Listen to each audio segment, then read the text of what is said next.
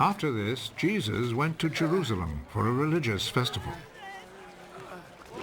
Near the sheep gate in Jerusalem there is a pool with 5 porches.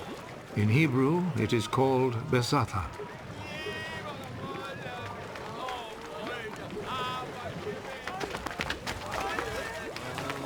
A large crowd of sick people were lying on the porches. The blind, the lame, and the paralyzed.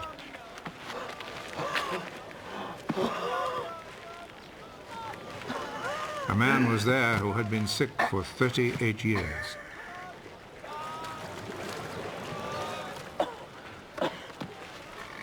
Jesus saw him lying there, and he knew that the man had been sick for such a long time.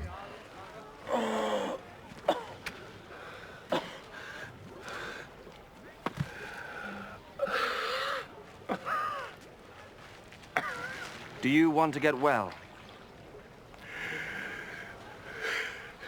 Sir, I don't have anyone here to put me in the pool when the water is stirred up. While I'm trying to get in, somebody else gets there first.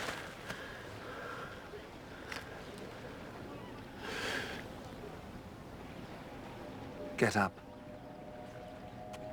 Pick up your mat and walk.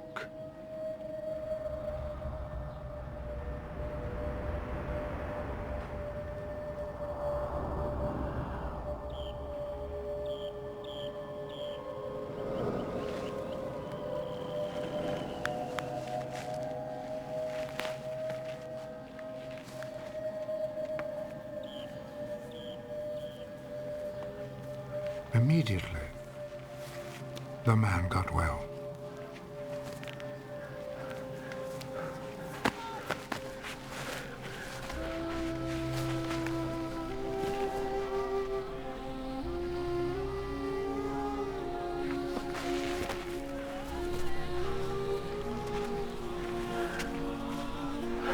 He picked up his mat and started walking.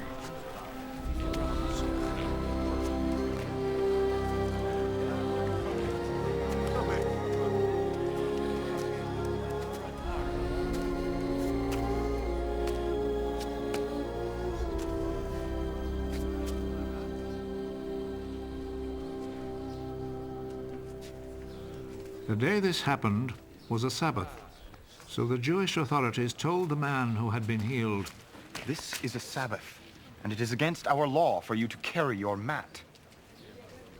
The man who made me well told me to pick up my mat and walk.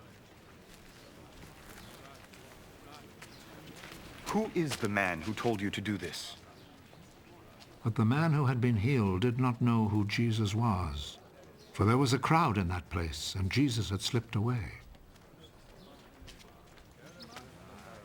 Afterwards, Jesus found him in the temple. You're well now. So stop sinning, or something worse may happen to you.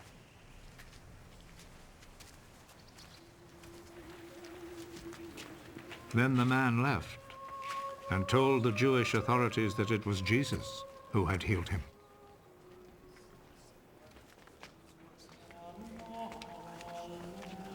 So they began to persecute Jesus because he had done this healing on a Sabbath. Jesus answered them, My Father is always working.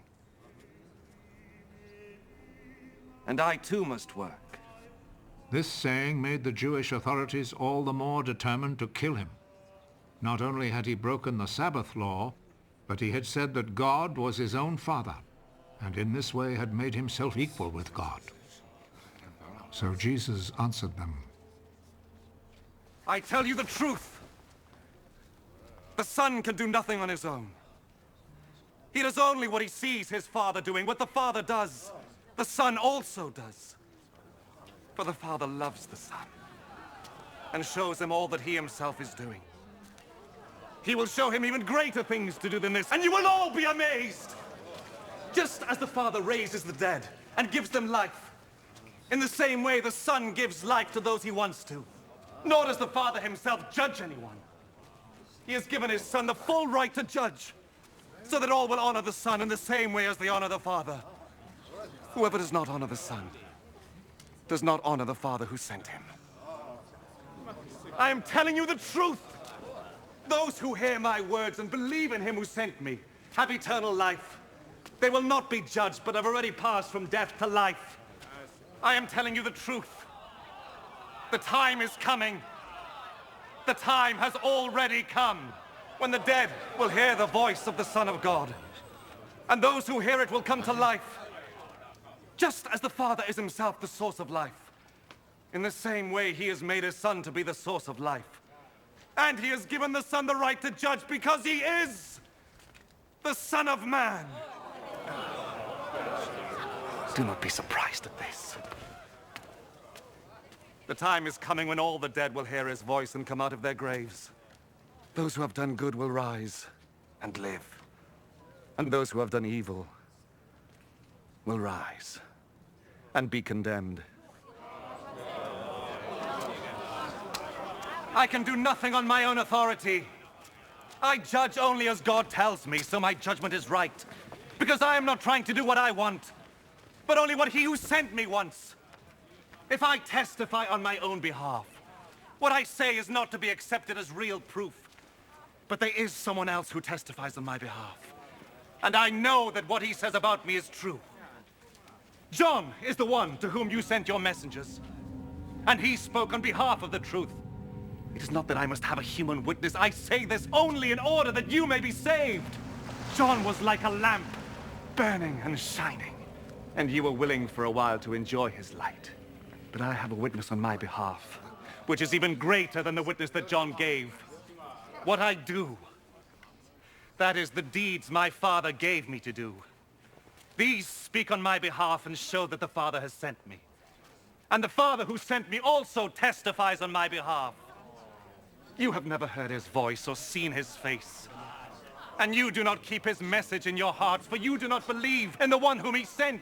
You study the scriptures because you think that in them you will find eternal life. And these very scriptures speak about me, yet you are not willing to come to me in order to have life. I am not looking for human praise, but I know what kind of people you are. And I know that you have no love for God in your hearts. I have come with my Father's authority, but you have not received me. When, however, someone comes with his own authority, you will receive him.